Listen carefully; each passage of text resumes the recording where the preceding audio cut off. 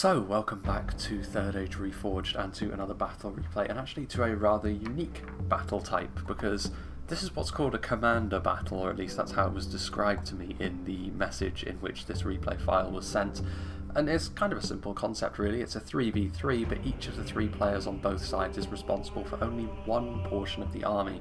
So one player has the infantry, one player has the cavalry, and one player has the ranged units. So it does lend itself to having more cavalry and more archers on the field, because when you don't have to spend your money on making a balanced army and when you're fully focused on one aspect, it does mean that you can put a little bit more into those parts of your army than you otherwise would, and it does mean that there's probably going to be less infantry on the field because there's only one player that can actually field such a thing. It's also rather an interesting map to do this on. I think this is a variant of the Mountain Pass, which was made quite a while ago, but I haven't actually showed it yet. So it's kind of a good battle to show off in that regard as well.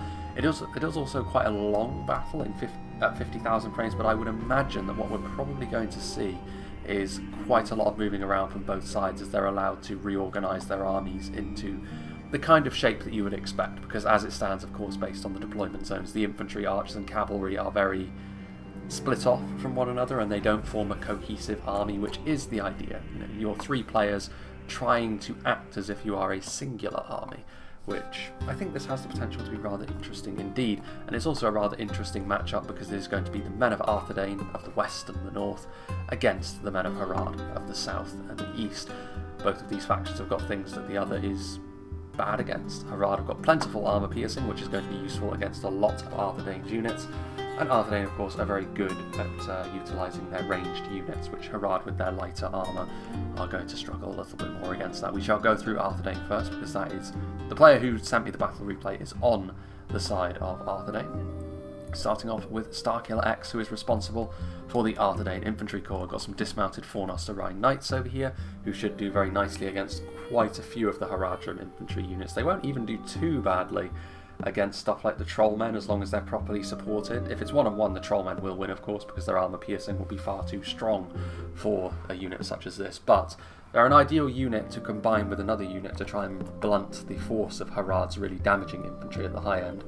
We also have the dismounted Knights of Aluminus, a much more defensive infantry unit. Arthedain in general are going to have much more defensive infantry than Harad. And generally speaking, if it does come down to a match of sheer brute force in melee, Harad should come out on top because of all their armour piercing.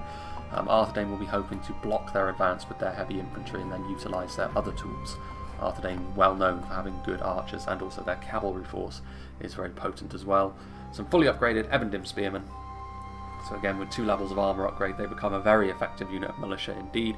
Maybe not quite so much in an infantry sense as something like the Eastron Clansmen from Rune, but they will be pretty decent at holding the line against especially the basic Haradrim units, but of course they do bear the same weakness to armour piercing. Just a single upgrade on the Arthedain man-at-arms as well, but of course pretty much the same sort of thing applies to this unit as the Evendim Spearmen in front of them, the main difference being that they will be a little bit more effective at killing off enemy infantry in melee, especially with Harad's lighter armour in general. And then over here we have the Aluminus Gate Guards, who in the upcoming new patch will actually be getting a new unit model, which I think is a little bit more becoming of a unit that is meant to be guarding the gates of the capital of Arthedain. Very strong unit still though. It's only a cosmetic change after all that they're going to be getting. More Arthedain men-at-arms, Arthedain pikemen, which are going to be a very important part of Arthedain's defence, because they can really make life a little bit more difficult for the aggressive Haradrim infantry. Stuff like their shock infantry, which does tend to be a little bit more fragile, won't enjoy charging into a well-organised pike block, but Harad do have other tools that they can use to try and dismantle that sort of tactic from Arthedain. And I cannot see anything else. Oh, no, tell a lie. There is another infantry force back here, another couple units of Evendim Spearmen, 3 units of them in fact back there as well. Another unit of dismounted Fornosterine Knights, another unit of dismounted Knights of Aluminus, and another unit of Aluminus Gate Guards. So a very uniform kind of build this from Starkiller X, but I quite like it.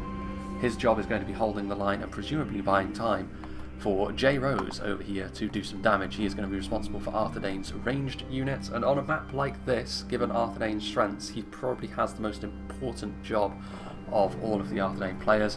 Of course, ranged units do include artillery pieces, so he has got a catapult and a ballista, both of which can be exceptionally useful in this kind of terrain. Just in behind, he's got a few units of Arthedain marksmen, going to be the workhorse of the Arthedain skirmish force. they will be able to out-skirmish Harad without too many problems, so if they do set up a good position, this is the sort of unit which can actually be surprisingly effective and punch well above their normal killing power against a faction such as Harad. 4 units of them, in fact no. How many units of them is that? That's more than you would typically expect. 3, 6. A lot of them. Then we have Dunadine Ranges, a couple of units of them. Now the Dunadine Ranges of course offer a tool which Harad will really struggle with if they allow Arthedain to dig into a position too early. This kind of body-piercing projectile unit is going to be brutally effective against the lightly armoured warriors of Harad. So while Harad may have the edge in melee, I would certainly suggest that Arthedain have got a very clear advantage, certainly at long range. At mid-range it becomes a little bit more questionable, because while Arthedain do have these Dunadine Troll Slayers, which are a spectacularly effective unit of javelins, combined with of course armour-piercing infantry, Harad will have their own javelins, which we'll get onto a little bit later on I'm sure. Warns of the North, the armour-piercing projectiles that are let loose from these steel bows will only be somewhat effective against Harad. They will still be very useful against stuff like the Champions of Neferat, which I'm sure we will be seeing, but they won't be as effective as they would be against really heavily armoured factions. Harad, of course, while all of the other archers will be made more effective by Harad's lack of armour, the Warns of the North do lose a little bit of their overall effectiveness as a result of being up against a more lightly armoured faction, but they're still very good at range and in melee. And unsurprisingly, a couple of units of Evendim archers to round things off as well, with the armour upgrade as well, just to make them a little bit more effective at trading volleys with the enemy. And then finally, the last Arthedain player is going to be Killeen, who is going to be responsible for the cavalry force. Now, as a result of this, usually you wouldn't see all of the single HP cavalry, especially with Arthedain, because their multiple HP cavalry is so good. But on this occasion, because you can only bring so many of them, we will be seeing quite a bit. Dunadine Mounted Company, so a unit of melee cavalry, if they can catch up to and engage the basic Haradrim cavalry in melee, they could actually be really effective in this sort of situation. I do really like their look as well, with their sort of shields, their round shields, and then their side swords as well. So it's a shame that cavalry like this isn't as effective as it should be, but seeing as both sides are playing by the same rules, this cavalry will actually have its use this time around. We also have some mounted Fornosterine Knights, a basic unit of lancers. Could still be handy in the cavalry engagement, perhaps on this side of the battlefield. It'll be pretty fast and furious, I would imagine. As soon as the battle settles into being all about the mountains over there, the cavalry might struggle a little bit more, and it might become more of a waiting game for Killeen and Frodor Baggin over there, who is the cavalry player for Harad. Some Royal Court of House Armlaith as well, the multiple HP lancers, tough and effective. The Knights of Aluminus, which are a really strong unit of knights. In terms of cavalry, you'd have to say this is going to be the most effective singular unit on the field today, at least as an all-rounder. And then we also have some Dunadine Scouts, some Grey Company, so again, mounted body-piercing projectiles are another thing Harad will have to be really, really careful about. And then finally another unit of Grey Company. So to summarise really, before we get onto the Haradrim composition, they really need to be really careful of Arthedain's ranged power, especially on a map like this. If Arthedain pick their spot correctly, it should be fairly difficult for Harad to really make inroads in this sort of situation. They do have the Hashari Shadows though, that can answer the Grey Company. I think they will be the only other unit of body-piercing projectiles in the upcoming patch, because mounted rangers will be the only units that maintain that designation, so the Hashari are going to be there.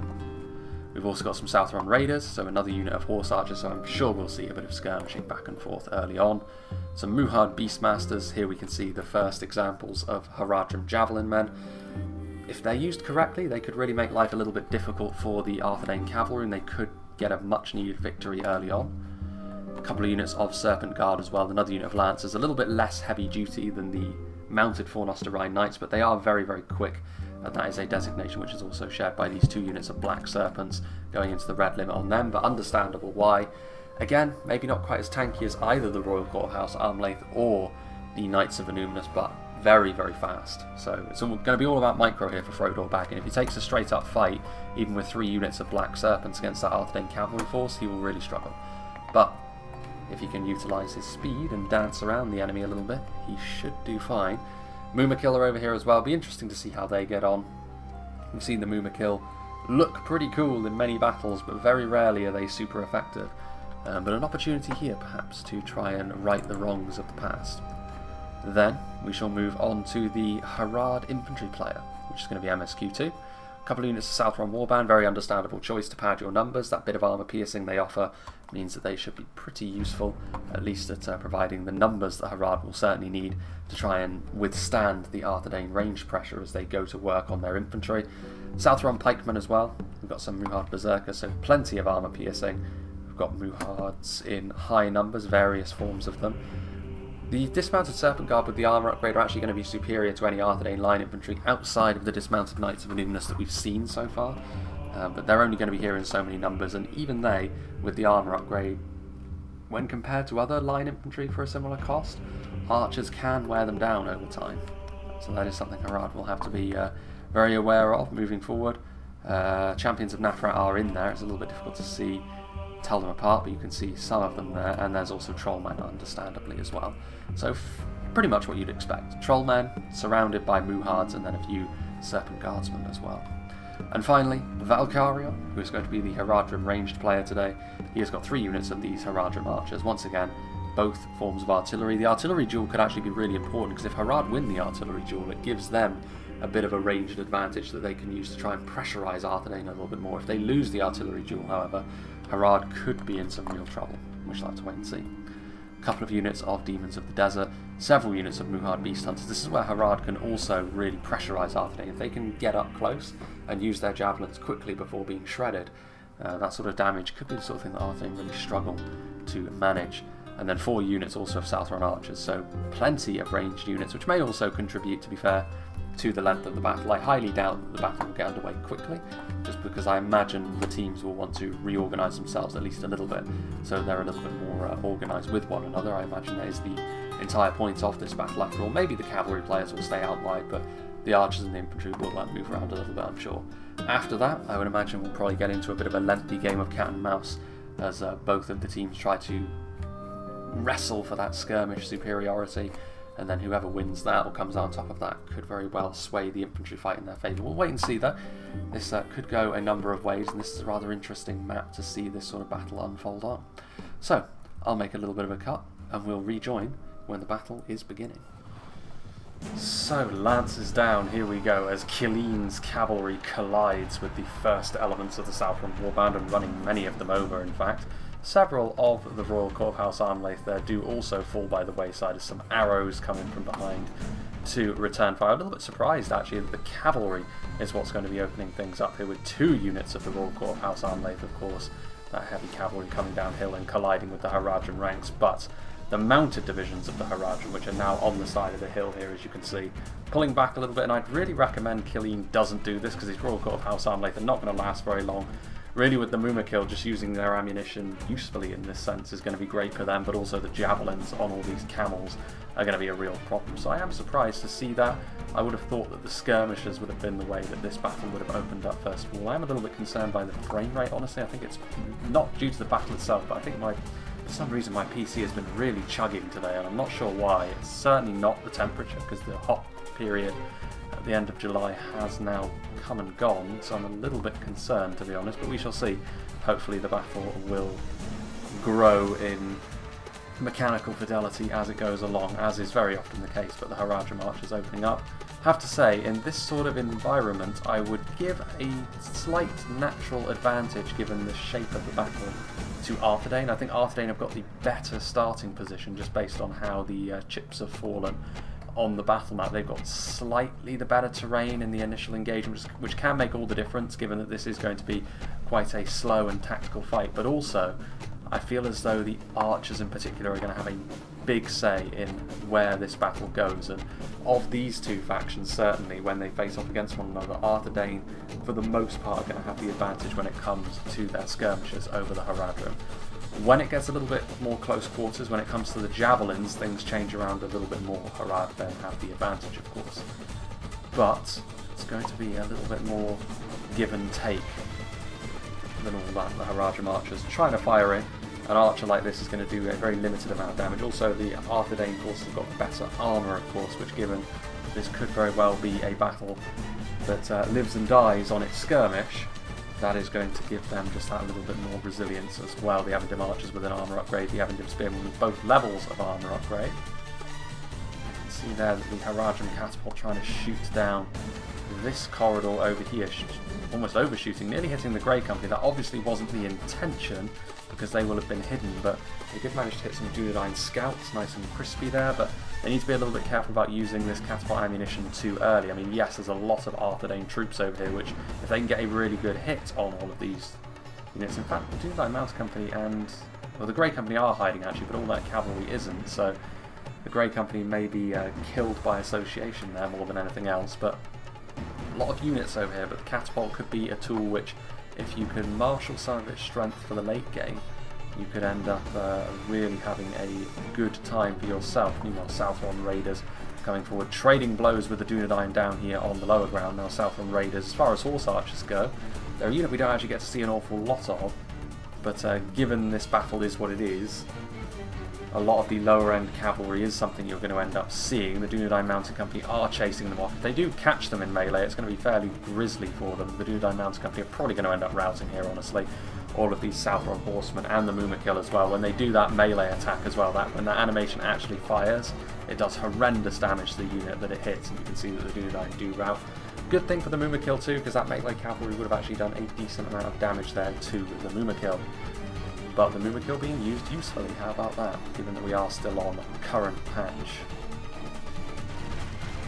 Haradrim archers continuing to fire, drawing the attention of those Arthedain ballista bolts as well. Haradrim archers continue to fire away. Now this is actually a battle which I'm going to take a different approach to, because I knew that this is how it would largely work out, and that it's going to be a very slow paced, slow burn of a battle. So what I will be doing is intermittently cutting in and out as the battle basically goes into different phases. You can see over here that the Fornosterine Knights moving forward, trying to enter the Haradrim territory, but actually on horseback is where the Haradrim have done pretty well so far, which is another category of units that you would give the edge to Arthedain to, because they have better higher tier options. Both factions, of course, have that rare unit which is a ranger on horseback. But yeah, the Haradrim infantry is where they will want to really flex their muscles, because all that armor piercing will be so useful. But we shall have to wait and see for that. So far in this battle, you would have to say it's the cavalry where most of the action has been happening, and a lot of that has been down to the fact that Arthedain have actually been willing to try to move forward and put some pressure on the Haradrim. Something else which has transpired as well, the Arthedain catapult did open up on the Mumakil, killing one of them, turning it very crispy, but as a result, as well, as you can see up here, disaster has befallen the Arthedain ranks as their catapult has been destroyed. The Haradrim ballista was up on that cliff over there, and they ultimately ended up destroying the Arthedain catapult before it had really had a chance to fire, killing off one unit model from the Mumakil. While it is a big target, plenty of hit points, and it is certainly not going to be value for money. It's a big loss for Arthedain, honestly, and it is something which I think should embolden the Haradrim, while they do still need to be careful of the Arthedain ballista, which is right over there, under the command of J. Rose. If they can keep their own catapult alive and with ammunition till the late game, that could be the sort of thing which will pile even more pressure on the more defence-focused Arthedain infantry. So still, the Haradrim are going to be attacking Arthedain from afar over here. And once again, the catapult is opening up, so perhaps not with the patience to try and preserve that catapult ammunition. And again, they're going after the cavalry, which I find to be quite a weird choice, to be honest. Yes, they're doing quite a bit of damage to these units of Fornosterine Knights, and they may have noticed, to give the Haradrim some credit, that some Grey Company corpses are in amongst them, which may be attracting their attention. But having said that, the catapult is going to really struggle to do reliable damage like this, and with you already having destroyed the Arthedain catapult, you have a really good opportunity there to try and carry an advantage into the late game. But so far, that is not going to be the case. You can see back here, Southron Warband blocking any potential advance from the Arthedain infantry as the catapult shots once again go overhead. There's not many of these Haradrim archers left, but Harad will be hoping that these units of bowmen will be able to do incremental bits of damage once again to Arthedain, to try and wear them down, to try and take away that advantage slowly over time that Arthedain clearly have when it comes to their range units. A lot of cavalry over there. I have to say the cavalry has largely kept separate. Some of Killeen's Arthedain cavalry has of course gone over to the other side, down in that low ground over there, and given the size of the map, they could go right the way around and put some pressure on Harad, which I think MSQ2 is already seeing that could be the case, sending over some Southron pikes in for good measure. Now the catapult, instead of going after the cavalry in behind, is now going after the infantry from the front, getting some of these Arthedain marksmen that are making up that first echelon.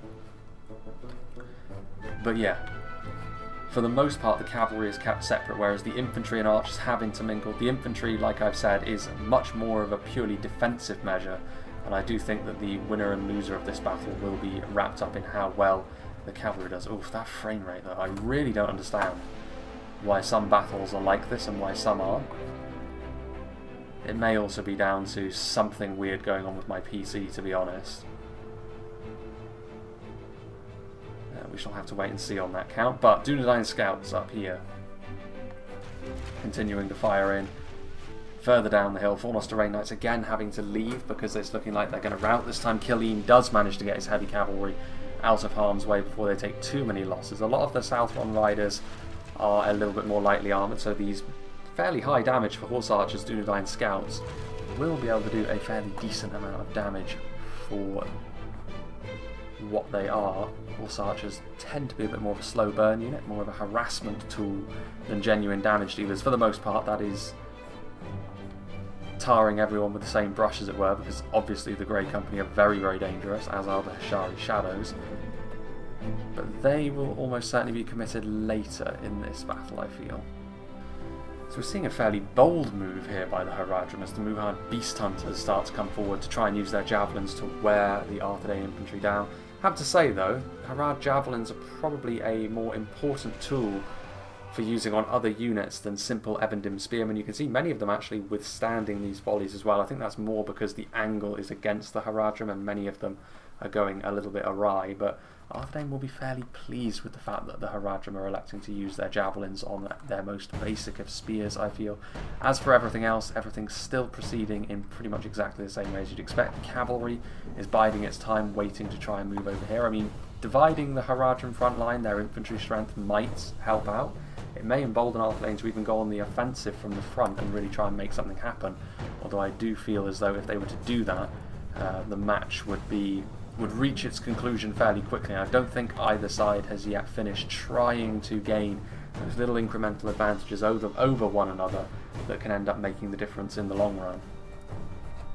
There is a unit that is stuck there on this one Mumakil. One Southron Raider stuck amongst the Mumakil's hoofs. They do call them hooves on elephants, don't they? I've always assumed they do, but perhaps they don't. See the Hashari Shadows moving across. Black Serpents as well, so not just giving the pikes the job of blocking that cavalry, but also sending over some riders of their own. Just a huge blob of infantry there from Valkyria. And again, the Haradrim are going to be moving forward to engage at least a little bit with their Hashari Shadows, trying to rip some shots there, but they need to be careful. Going toe-to-toe with the Dunadine Scouts, yes, the Hashari Shadows got that body piercing, but they don't want to be losing too many unit models to a basic unit of horse archers like this. And just in general, I have noticed, in fact, that it has primarily been the Haradrim that have moved forwards and tried to use some of their resources to make something happen. Not always in the wisest of circumstances, yet more ballista bolts were used just a moment ago on some of the more basic Arthedain units on the front line, which their patience may very well be rewarded here, Arthedain, if Harad continue to lose a little bit of their cool, use resources where perhaps they shouldn't, and then later on Arthedain is still going to have access to some of these really high priority tools that they can use to try and whittle down the Harad line, and, well, I say whittle, really do some serious damage to the Harad lines very quickly when it inevitably does turn into a brawl on the front line when both sides finally, or one side at least, decides to throw caution to the wind and force an engagement. So far that moment hasn't come, but Harad have dabbled with it, the idea of it a little bit more so than Arthedain so far.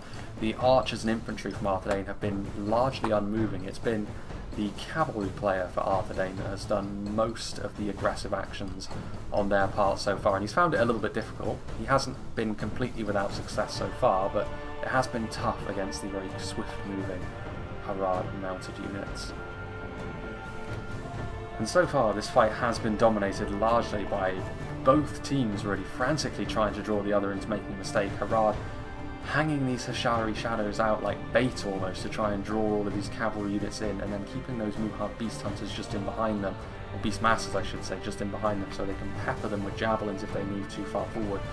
This is risky from the Haradrim though, because it does mean that they're going to be losing both ammunition and unit models from the Hashari Shadows units, and they need to be really careful they don't get caught by any of the heavily armoured Arthedain cavalry and melee, because that's not where units of mounted rangers like this can shine. But that's part of the reason why there have been so many cuts in this fight, and part of the reason why I was kind of predicting that there would be, based on the fact this is over 50,000 frames overall, but considering what type of battle it was, that was a little bit peculiar to me. I always thought that battles like this would be rather fast and furious affairs, and indeed towards the end of the battle that may very well be the case, but this has been almost a bit more like a chess game really, trying to draw your opponent in so that you can take their pieces. And thus far, neither side has blinked to too great an extent. I mean, the Harad players would have been overjoyed by the fact they managed to catch the Arthedain catapult out. Ever since, though, Arthedain have been very, very cautious to try and not let such a catastrophe happen to them again. And they have just sort of held their ground, they've held their position. These Ebondim spears have trundled forwards a little bit. We're 32,000 frames in, and that may very well have been the most aggressive movement. Usual blood and thunder sieges that we do here on this channel, but it's interesting nonetheless, and I do think this battle is very worth showing.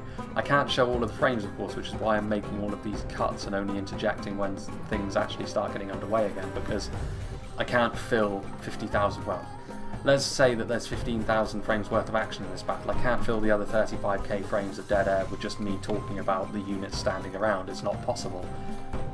But this does mean that it's a very different kind of battle, isn't it?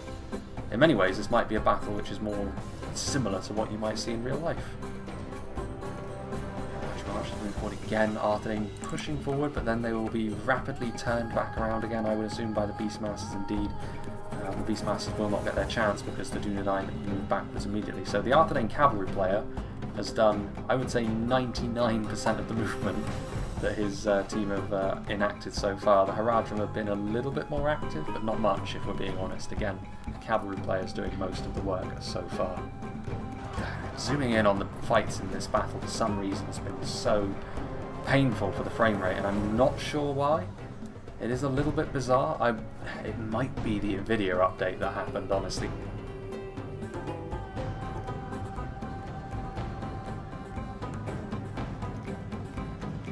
And hopefully that isn't the case, but I learnt a while ago to not trust their technical abilities, to be honest with you. Black Serpents moving in, and it's going to be the Haradrim who end up pushing back. The Black Serpents, a very strong unit, but the tide may very well turn. I mean, the Haradrim are very dominant in this fight, though, to the point where the Knights of Aluminus may no longer actually be able to make the difference. Getting the camels in front and then maybe hammer and anviling them with the other units of Black Serpents might be the answer, but you can see there 3 Beastmasters running away. Those camels have got an anti-cavalry bonus, but the Knights of Aluminus are not any regular cavalry by any means. The Hashari Shadows are shooting at them on the retreat, though, so that was an engagement which actually worked out quite nicely for the Harad cavalry, and it does mean that the flanking movements that the Arthedain cavalry was trying to enact are ultimately going to be stopped dead in their tracks, because there are still Haradrim riders over here, and they still haven't tangled with the infantry that's at the top of the hill, which of course the pikes are going to be among the most dangerous units that Arthedain could deign to face. More cavalry pressure coming forward from Arthedain, but again I feel as though he's on a bit of a road to nowhere here. These Royal Court of House Armlaith individually are very strong, able to outperform the Haradrim cavalry one-on-one, but it's not one-on-one. The Haradrim riders are in far greater numbers here, that one Mumakil getting in the way of some of those units as well, who have Beastmasters from the higher ground. I did notice, however, Arthedain infantry moving in, the Ebondim spears getting into place here, which does actually block the Haradrim cavalry from taking the direct route of supporting the main body of their army, which is up here on these hills. But I don't think the cavalry is going to be too bothered about that. That's more infantry strength that is going elsewhere. Arthedain pikemen are moving forward. MSQ2 is actually going to retreat some of his Southron warband as a result of this. Southron archers are there, and going after the Arthedain pikemen, armour upgrade or no, may very well be a wise call here. We may be hopping back into the battle for good now until the end, because I would imagine we're coming up, really, you know, we're closer to the final 10,000 frames than you may like, and once again that may very well be a very useful metric, because if the melee engagement gets underway within the next 4,000 frames, it could could herald the final phase of the battle. The ballista is still up here, that Arthedain cavalry is still honestly taking up more attention, I think, than the Haradrim need to send over here, especially given the fact that their cavalry is still there and still very much a defensive measure against any Arthedain riders. Yes, the Arthedain cavalry is still a threat, but you have more than enough strength marshal to deal with that. Having a look at the percentage of kills so far, yes, there's more of the Haradrim that are dead, which is impressive from an Arthedain standpoint, and almost certainly comes about as a result of the skirmishing that has happened, going slightly in Arthedain's favour. But I have to say, the cavalry play from Arthedain has been somewhat mixed in terms of its effectiveness. Southron Warband being pressurised now by the Arthedain pikemen, some Haradrim archers moving forwards as well into the mix. I'm going to try and prevent the Arthedain infantry from moving forward. Southron archers up here on the hill. They're going to be firing in, doing damage to the Dunadine peacekeepers. This is a big moment actually. Arthedain are going to be moving forward. They are going to be piling on the pressure. Forward come the dismounted Serpent Guard as well. That armour upgrade is going to be very useful at dealing with the vast majority of the Arthedain infantry not having that armour piercing. Even the peacekeepers wielding their axes, of course, do not have that. In they come. There's also the maces that those beast hunters wield. Is the armour piercing going to be too much for Arthedain to bear? Can they get their skirmishers into position? This is where we're going to see rangers. Arthedain marksmen are now starting to push forward as well. They're still not moving forward over on the other side, but that is an option. That remains open to them. Meanwhile, over here, hunting down what very little remains of the Arthedain cavalry over on this side. Indeed, that is that. The flanking movement did not work, and now actually Harad could try and do that themselves, getting behind the Arthedain ranks and put a little bit of pressure on them, give them something to think about from the other angle. Arthedain men-at-arms are moving forward. Out of ammunition, Evandin archers, of course, all of these skirmishers that are out of ammunition are still going to have a big part to play in the battle as it enters this decisive moment. Muhan Berserkers moving forward, so it is interesting that Arthedain have the better position, but the Haradrim are the ones that have the advantage initially of being on the defence, but it depends on how they use that. Can they shore this front line up enough, or will Arthedain force the Haradrim into an exposed engagement where stuff like the Rangers and Troll Slayers can get into place and really start doing some hefty damage? Arthedain men-at-arms fighting hard on the front line. Elsewhere, dismounted Serpent Guardsmen. Here are the Demons of the Desert.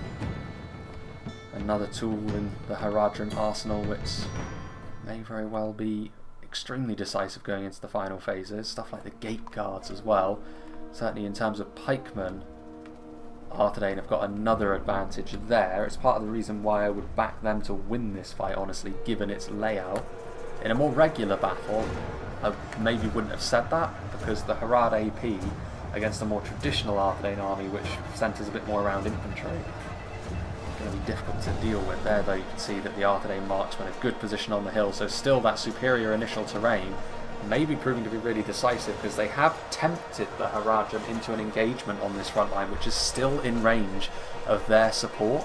So in the end, that chess game that I mentioned earlier, while Arthedain have been aggressive, they may very well still have been successful in drawing Harad into an engagement they really didn't want to be in. And you can see actually this defence so far for Harad has gone really rather poorly.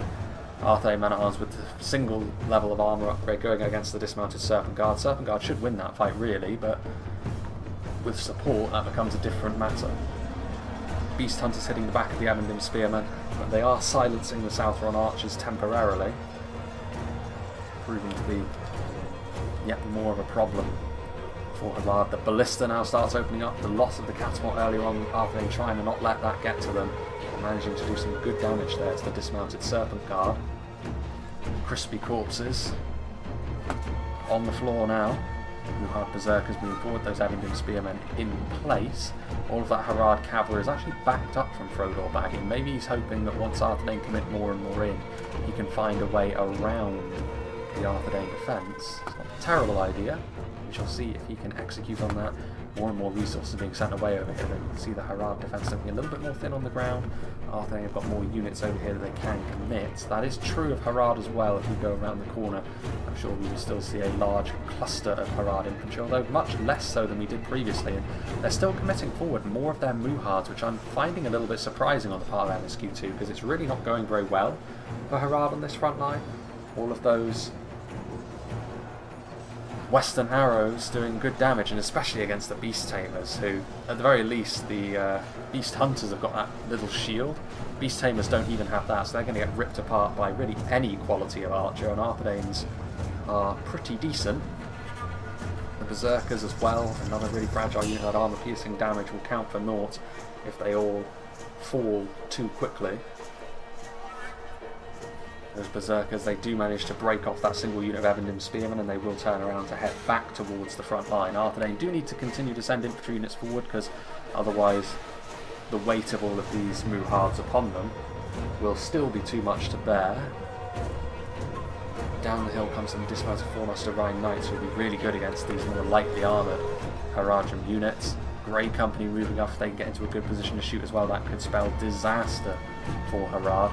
Forward come the Gate Guards as well, so I mean, we are heading into the final phases of this fight really.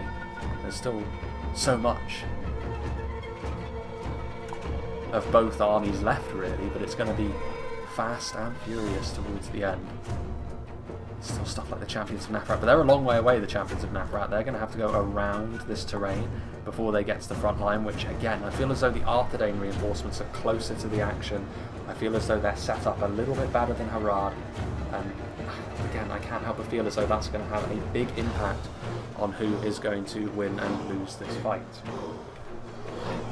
Meanwhile, there's dismounted Knights of Aluminus in there as well, which, again, all of these Muhards, they're decent for what they are. They're not very survivable, but they are very capable of dealing damage, but they find themselves thoroughly outgunned and outclassed here on this front line, and that's not where Harad want to be. After the... Ultimately, I think, while they took more losses in terms of percentages, I feel as though they were in a pretty good place after the cavalry skirmishing. And ultimately, that advantage, I think, has abandoned them. There's still a few Southron archers up here. Harad trying to make use of what ranged power they can to try and do unto Arthedain what Arthedain have done unto them, but even still, Arthedain with that better armour, it's going to be difficult for Harad to have that same impact unless you use javelins, in particular Demons of the Desert, and there they are, but they're exposed out here. They don't have a lot. Valkyrion is continuing to send units forward. MSQ2, I can't help but feel as though the communication here between the Harad players is falling down a little bit. And Arthedain there seeing the opportunity. I mean, yes, Harad have doubled back now and salvaged the situation somewhat, but that could have been disastrous for them. In the end, they are still going to take losses because those Southron archers are going to be dealt with. Meanwhile, Arthedain are now also putting pressure on over here, so they're seeing the fact that the momentum is with them. They're seeing the fact that Harad have got less units over here to withstand an assault. And so they're going to try and take advantage of that with those Arthedain pikemen. They're going to move forward with the Ebondim Spearmen. Southron Warband have got armour piercing, but this is not a comprehensive Harad defence. And once again, Arthedain are going to try and impress themselves upon this battle, I think. Can they be victorious? They're a dismounted Serpent Guard. Muhard Beast Hunters are still there. Still the cavalry, Knights of Aluminus over here, the second unit of them trying to help expedite Arthedain's progress through all of these Harad infantrymen. It's only 9 of them, but still, 9 Grey Company can still do a good amount of damage if you give them enough leeway. And once again, I feel as though Harad, they're just not organising themselves properly here. MSQ2 is moving forward once again, but there comes a moment when you really just need to understand that the day is lost. Javelins being flung in. Aluminus Gate Guards, I think they should be trying to consolidate, trying to maybe move back into a surer place to stand, because now they are really taking... Well, they're really suffering a bit of a death by 1,000 cuts at this point. Dunadine Trollslayers trying to get into place, another unit of dismounted Fornosterine Knights. Mounted Knights of Aluminus as well, clattering through those Muhards, trying to get to the javelins in behind, which ultimately are, in many ways, what Arthedain would view as, at least jointly, I think, Harad's most dangerous tool. Stuff like the Champions of Nafrat and the Trollmen of Harad may have something to say about that. Southron pikemen are on the way across, but again, they're not committing everything over here, which is surprising. I mean, all of these names, for the most part, some I've seen more than others, but all of these players have played the game before, so I'm a little bit surprised to see that the organisation, but again, it's all about communication. When you're each responsible for just a single wing of the army, when you're used to having control of all aspects, ranged and melee and cavalry, it can get a little bit more difficult to move as a collective unit, and perhaps the precaution that Arthedain had, keeping things maybe a little bit more simple early on, only to be aggressive later when they felt like the time was right, that could be the right way to have approached this battle all along. There are champions of Nafrat, so Harad trying to be aggressive, trying to counter-attack in here, and they will ultimately win this fight with stuff like the champions of Nafrat in here, and support as demons of the desert, but they're not going to win quickly enough with all of these pikes here, and there are reinforcements which could yet turn the fight around anyway. There's the Harad cavalry loitering with intent towards the back edge of the map over there. But ultimately Harad are going to find themselves surrounded as well. There's Ashari stalkers up there, perhaps trying to draw them into a position where they can have the better of an engagement with their rangers, which is not the worst idea. Oh, there goes one of the Harad generals, and it's demons of the desert that are here as well. Did they manage to retreat over here? They did, but Valkarion's general has now fallen. And in terms of morale, you'd have to say I think Harad are going to be more susceptible to morale shocks than Arthedain are, purely because of that, the upper end units from Arthedain being comprised of Dunadine. They're going to be made of pretty stern stuff. The Trollmen are as well, to be fair, but they make up a smaller proportion of the average, well, of a Haradrim army than the Dunadine do in Arthedain one. Yes, we always see the Trollmen in as many numbers as the Haradrim can muster, but they are very, very expensive. Champions of Nafrat still trying to do their thing on the front line. That's plenty of Southrons and Trollmen trying to fight uphill into Arthedain, but again, the terrain advantage for Arthedain going to mean that fatigue is going to be rather favourable for them as well. Defeat is a distinct possibility for that single unit of Trollmen who are still standing in the way. There are some Arthedain marksmen.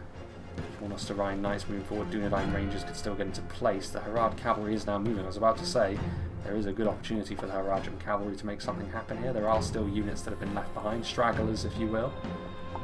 A large part of that might just be because Arthedain don't want to go all in just yet with the Harad cavalry on both sides of the mountain range, and the fact that Harad themselves, their infantry at the back of the map, still has more to give. But if they continue to make gains like this, I don't think Harad will be able to get back into the game. The momentum certainly still with Arthedain as the Trollmen of Harad try to do the business here, doing a bit of armor-piercing damage. Let's have a little look. Is that Haradrim cavalry going to come straight in here? It is. The Ashari Shadows are going to try and charge. Black Serpents. Oof. Direct hit there from the catapult, causing a decent amount of damage there to what was primarily Fornosterine Knights actually, which is an important unit to try and take down. All those lightly armoured units are going to do really quite poorly against Arthedain heavy swordsmen. They have a good opportunity to cycle charge here.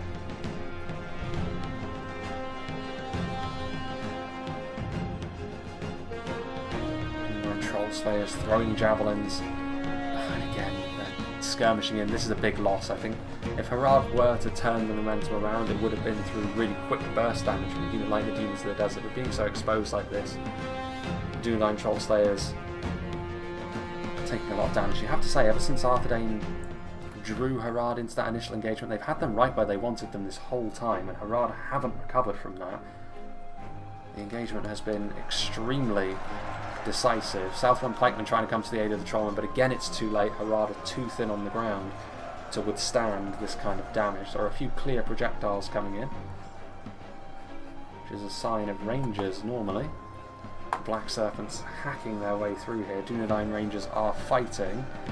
They are exposed by the champions of Nafrat, which is a really bad sign. They're also getting charged into the back by the Black Serpents. This is an important game for Harad, bringing down the Dunadine Rangers of all of the Arthedain units.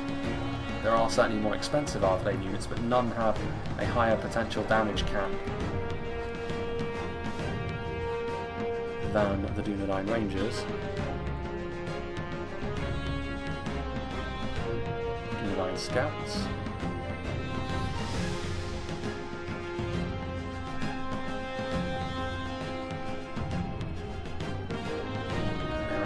Serpents. And just loitering. Harad can't really afford to loiter at this point. They need to be aggressive, they need to be on the front foot. These champions of Nafra have definitely done a lot of damage, and they have ultimately made this fight over here Harad's. There's also poison arrows raining down upon them, but I don't think that's going to be too much of a problem here for Arthedain. With the dismounted Knights of Aluminus here, their morale should hold together. Peacekeepers as well, not the easiest to break, but they are still ultimately going to lose that fight, so the ball back in Arthedain's court. What will they do? There's still that Harad cavalry over there as well, so not all is lost yet. It is still very, very close in terms of percentage of kills. Harad with still more left in reserve. Stuff like the Serpent's Fangs are also quite accomplished in melee, which could yet prove to be such an important thing in this fight. And now it's Arthedain's turn to be a little bit flat-footed. They're going to try and get their archers into position to shoot into that Harad blob, which is the right thing to do. There's still so many Southrons in here that they will get cut down to size pretty quickly by even the most basic of Arthedain's archers. How long will these few Arthedain infantry units manage to remain fighting for, however? These Black Serpents, again, they need to be careful because there's stakes in place all around this part of the map, actually laid down by Harad themselves, I believe. So they need to be careful of their own defences. I've seen players make that very mistake before. It's always a heartbreaking scene to run through your own stakes with a very high tier unit of cavalry like the Black Serpents, but Harad, wise to that, Frodor bagging, going to try and get into place, and Arthedain starting to fall apart on that front line. There are still 13 Knights of Aluminus who will fight to the bitter end, but the end it will be when they're taking on a foe such as the champions of Nafra.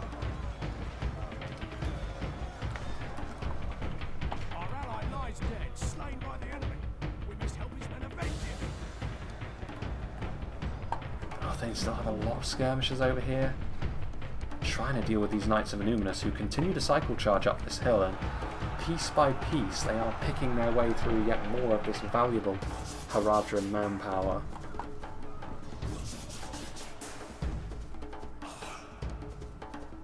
Still the Serpent's Fangs though. Those two-handed showtails are pretty mean in melee actually, so the mounted Knights of Aluminus, I should say, don't really want to stick around too long. There is still that singular unit of Demons of the Desert.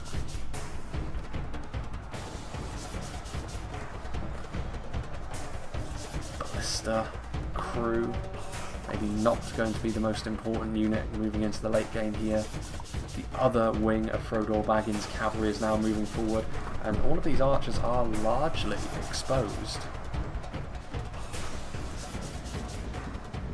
Good opportunity to rear charge then, perhaps. Maybe Arthedain are running out of steam a little bit here. Do they have what it takes? They should still have Wardens of the North somewhere, but if they were left behind, that could prove to be a fatal error. And there are the Black Serpents, I believe, in fact, they are trying to bring those Wardens of the North down, try and kill off the Ballista crew perhaps as well, which should still have a bit of ammunition. So what will J. Rose do now? Trying to bring those Black Serpents down, having to use his Wardens of the North on them. Still a very powerful unit, but again, now they're scattered. Arthedain didn't keep their army together enough. Chris is my head of Harad today. But as a result, that's surprising.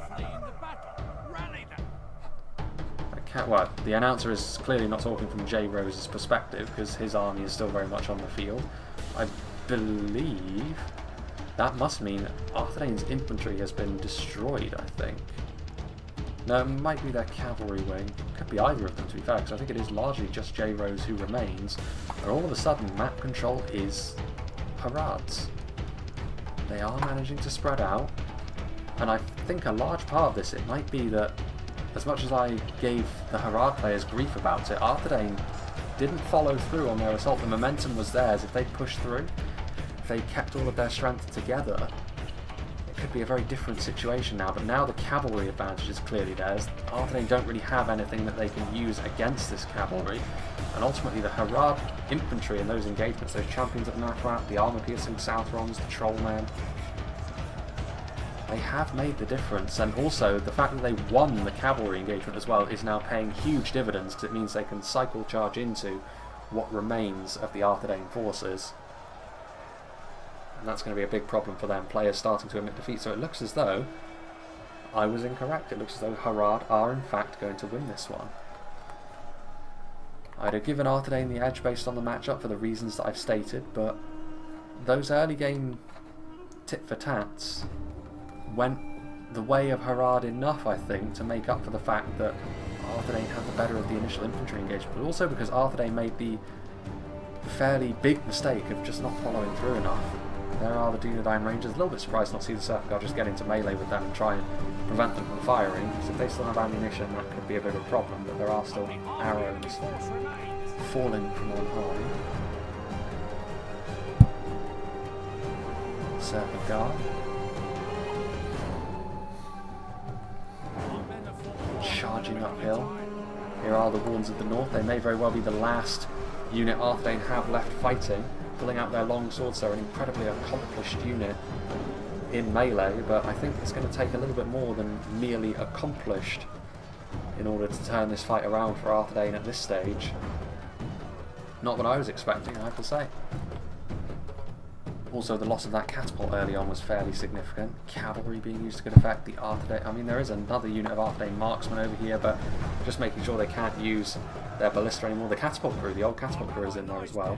There goes J. Rose's general, destroyed by the Black Serpents. And I have to say, based on what we're seeing here in the late game, you'd have to give the MVP for this fight to Frodor Baggin, the Harad cavalry player. He outmaneuvered and outfought the Arthedain cavalry, which is not easy, considering I'd give Arthedain the edge in a cavalry fight over Harad. And also here in the late game, he's been patient, but when the time has called for it, decisive. And his team are now reaping the benefits. Valkyrion lost one unit of Demons of the Desert, but he still had another. His Serpent's Fang has actually proved to be more useful in the long run anyway.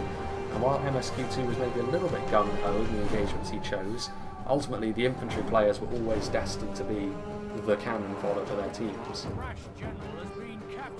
There goes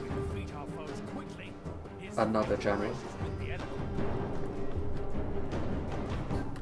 And that is the final Arthedain general as well. I think I'll probably end up going to ×2 speed here. The Muhad Beast Hunters killing off.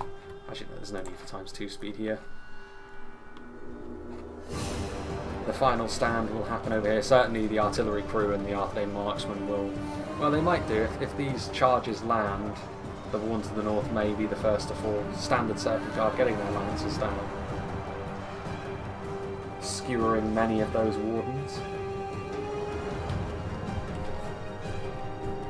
The Shari Shadows in the background. Saffron Pikemen moving forward. Yeah, the Warns of the North routing. So it is going to be, ultimately, I think, probably those Arthedain marksmen are going to be the last ones left. That ballista crew are probably going to be looking like routing under an assault from these camels sooner rather than later. They are wavering, surely. And there they go. And last but not least, 5% the difference in the end. Lots of routing units on both sides, I would say, as well, which does skew that result somewhat. Here we go. This is worthy of ×2 speed, I think. And that's going to be that. Well played by Harad. Again, I would say Frodor Baggin certainly worthy of the title of MVP on this occasion. And it was an interesting fight, this. Again, it wasn't the typical fight that we see on the channel. It's very matter of fact that announcer end, get the sort of end of battle speech, like, we have been beaten. You don't say. But yeah, an interesting fight, this. I mean, the commander battle format, as it were, is something we don't see too much of, because it is kind of difficult to organise, and also, you know, it can be a little bit like this, where it is a bit more of a tactical spectacle, more so than sort of a purely sort of visual spectacle, as we see with a lot of the big sieges. As I said, more of a chess game than anything else. Also, I feel as though this map also contributed a little bit more to the slow pace of it, because when you're in a mountainous map like this, there's a lot of choke points, there's a lot of wrangling for the superior terrain, which, I mean, I thought Arthedain held for most of the battle, to be honest, and it still didn't ultimately lead to them winning, but it was small margins.